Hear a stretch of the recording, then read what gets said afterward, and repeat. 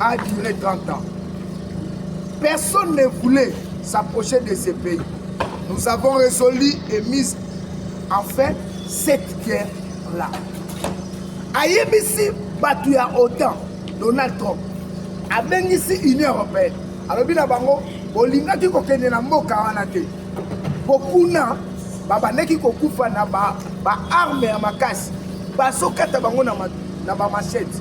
Mais moi, Donald Trump, avec mon administration, doit approcher bango, de comprendre une réalité et de suivre la résolution. C'est pour cette raison dans le bas. Bobo Sanamaramba Doha. Doha, M23, Corneille Nam, Bolamba Bolia. Tala il a tout le monde a Doha Zaki na voiture. La présence du ministre des Affaires intérieures rwandais. Vincent Garouta. Vincent Garouta est arrivé comment na Doha? Pour quelle base? Parce que c'est l'affaire il y a un mouvement rebelle congolais qui veut se mettre autour d'une table pour discuter. Si vous pouvez expliquer là, Vincent Garouta a eu pour ça Niwan. Et l'Union tout simplement, le Rwanda a fait la même mise sur le Congo. Donc beaucoup de personnes ne maîtrisaient pas. On peut remarquer que selon l'homme d'affaires, dans Tchetler, l'homme d'affaires israélien Oyo, qui a collaboré avec le régime à Kabila, dans les guerres, à Soloba clairement, c'était Katangé qui avait bradé les diamants de la Biba. Il affirme que beaucoup d'argent a été payé à Katoumamaki. Tout ce qui j'avais, la moitié était en lui, et je suis un roi à la Biba jusqu'à ce jour. Je suis un roi en RDC jusqu'à ce jour. Tala un sujet israélien au clair, ma commissariat prêtre, ma soeur, oh tout ça là-bas, Yama Yamiba. Non, Yama Yamiba, ma paix Samoui. Et il affirme que nous c'était Katoumamouane. Aujourd'hui, où sont Katoumamouane? Asa Samabele. Katoumamouane Kaza na Samabele. Pour la nuit, à sacrifier qui Congo pour la Méditerranée. Corneille Nanga, tu en finiras toujours il y a Okota Mabele. Bertrand Bissimo, Okota Mabele. L'alliance vient de se faire d'une manière spirituelle entre les États-Unis et la RDC à travers les hommes de Dieu. Mais c'est Johnson, le fils spirituel Yachimi Swaga, a prié pour la nation congolaise, en disant que ce qui vient de se faire à Washington comme accord de paix, cela va se concrétiser à travers la prière de la nation. Et maintenant, où en sommes-nous? Alors, vite, comme il y a un qui Fatih Touambakaja. Pourquoi j'ai dit Fatih Touambakaja? Fatih a agenoué les régimes où le président voyou a agenoué l'État voyou rwandais. On a collé ça qui bazala qui bouquet. Kagame a son moine na ya liboso. Yann Kagame a proposé na ba américain, ba impérialiste et démocrates américains, ba soit moine wana ba formé. Na etali transformation ya ba minéraux à Congo. À comme le tout puissant. Et aujourd'hui, grâce à Fatih, a démontré noir sur blanc que minéraux au Rwanda sont salés là. Et ça, minéraux du sang. Et je bénis l'excellence Kizito Bakabomba. Kizito Bakabomba a démontré avec son expertise que le Rwanda utilise les minéraux du sang. Comment vous achetez les minéraux du sang au Bokoï par la grande porte à travers la République démocratique du Congo, tout servir Bino. Maintenant, ils ont entre Russie, la Chine, la Rwanda. Pourquoi? L'affaire de lithium. À Manono là-bas se retrouve le lithium de plus haute facture du monde. Et cette lithium place la République démocratique du Congo en première position, dont la Russie en avait besoin pour fabriquer des batteries de métal ainsi que d'autres technologies avancées. Et maintenant, l'Amérique a compris que ce qui a tiré le lithium, ils allaient l'utiliser dans la Russie. Russie a coupé sa force dans l'Iran. Et Chine a coupé l'Amérique, la force économique mondiale.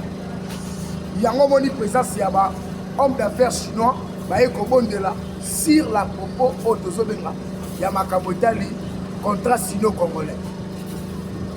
Contrat sino-congolais, chino-congolais. Le contrat sino-congolais est pour quoi faire avantager Chine sur le plan mondial, sur le plan économique mondial. Et sur le plan économique mondial, vous allez remarquer que cette histoire, ils ont placé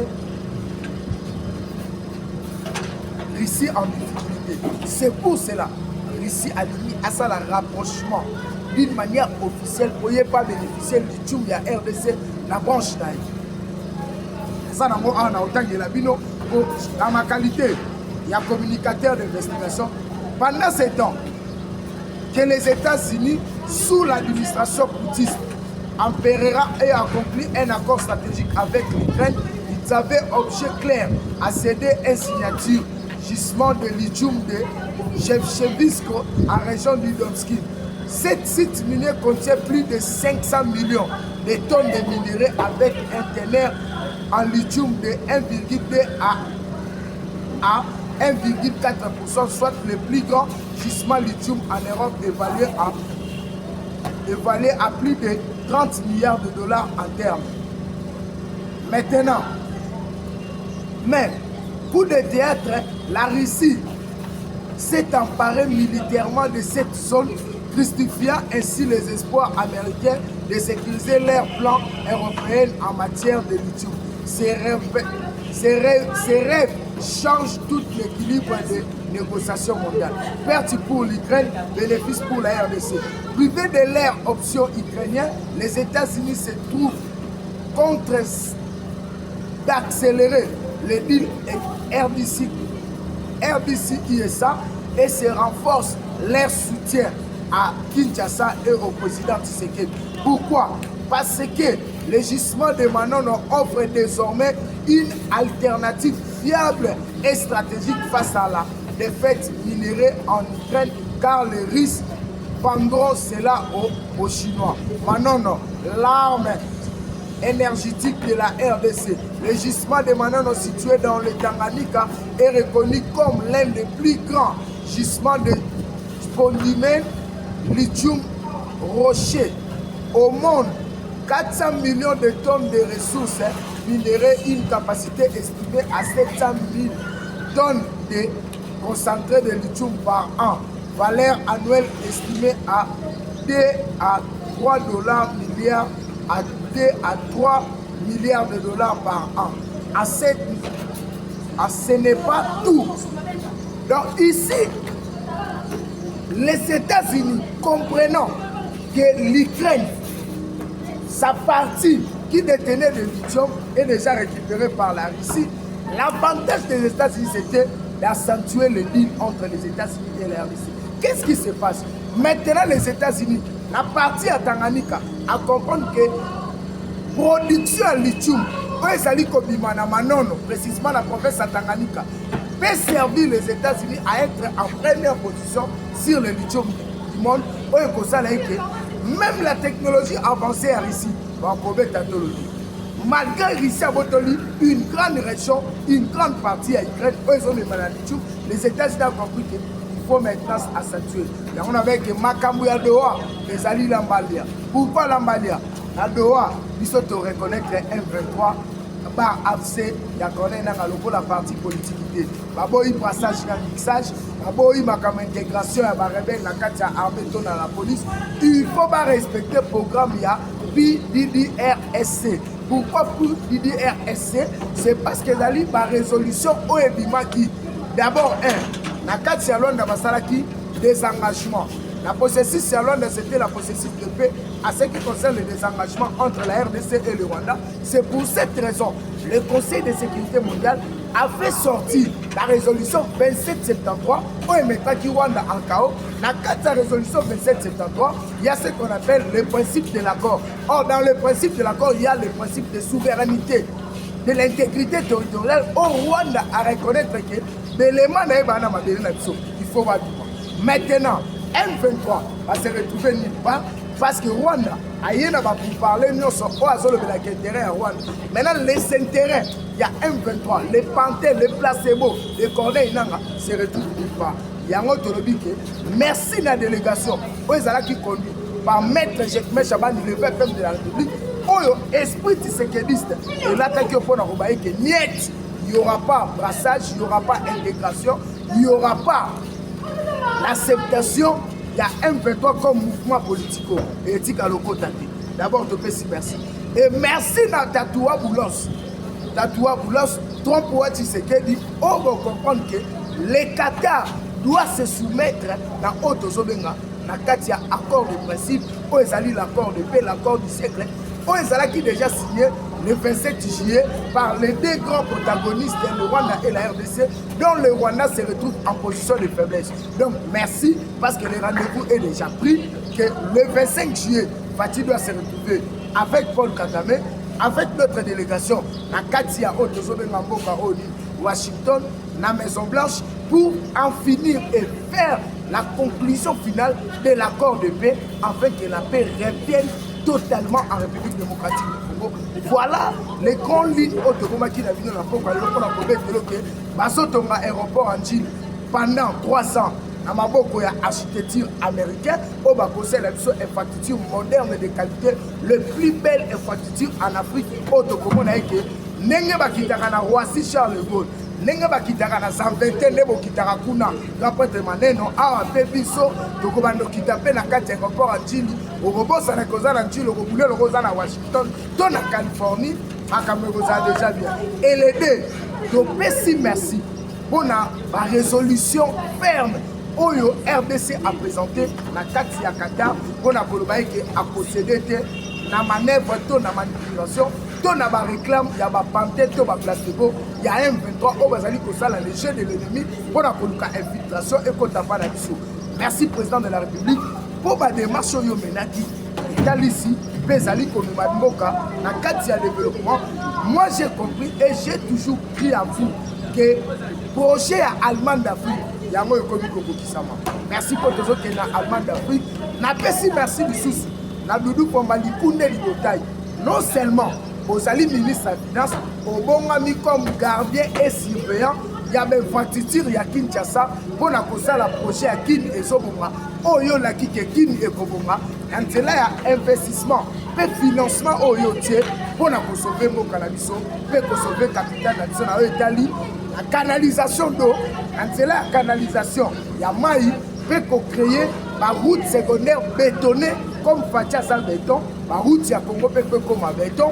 Merci Nao Daniel Koumba, aux la première gouverneur de la ville de Kinshasa, aux alliés honnêtes, aux alliés Moussala conformément la transparence du gouvernement sous Toulouka, Oyo et Pessi Makabu. La Nenge Makabu Seignele Kende, merci Doudou Fomali Kounde Ligotaï, Kozo Massimate, papa na mona na balabala na terrain, Nengo Zali pour inspecter Misala.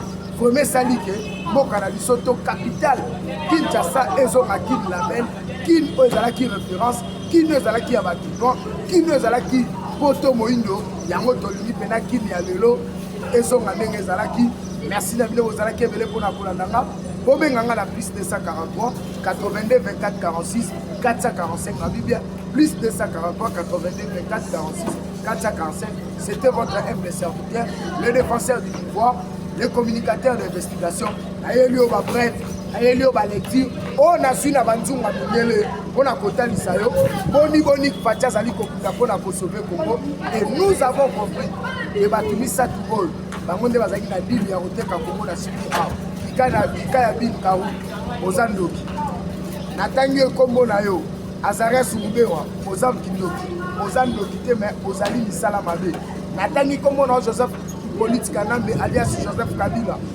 Zambe ya bakoko na biso abimela yo et bokozala surpris kala mingi te toko récupérer biloko nyonso ya Joseph Kabila. Na ville à Kinshasa, Joseph Kabila a 300. Na bien na ville à Kinshasa, Joseph Kabila a 344 maisons.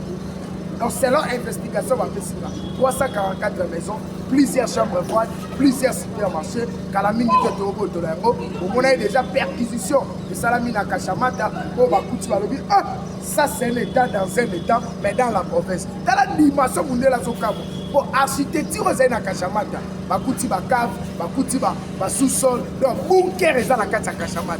Donc, c'est un danger pour la République. Mais merci la BGR, merci à ma service de sécurité. Pour des chapeaux, la DG à ANER, le DG à DGM, la PSB ma casse, le service intelligent, le chef de l'État, le conseil à CNS, conseil de sécurité. Vraiment, merci à Moussala Boussali pour démontrer que Kinshasa à Félix, Congo à Félix, les a différents à Congo à Kabila. Talande Bakangi Chiboyo, Talande Basité Bagénéreux, la Katia, manœuvre et coup d'État, tout assassiné à chef de l'État, c'est que l'homme pourra proposer. Et vous allez lire l'essence de fait du collègue à Fati, parce que Fati, Aza Nzambi, Fati, Yo, Fati, match Soukia. Merci. La suite, c'est au prochain numéro. Je dis et je vous remercie. Vous avez la piste de 143, 82, 24, 46, 445. Sauf au Kobelinga, la Kotanga, et pour développer le souci. L'information reste ouverte et ça continue dans nos pages Facebook, TikTok. Oyabo s'abonner, Trésor Bokila. Beaucoup de gens dans ma page TikTok, Instagram, Facebook. Pour le moment, on a souci de vous parce que les autres informations à temps réel, je lis et je produis.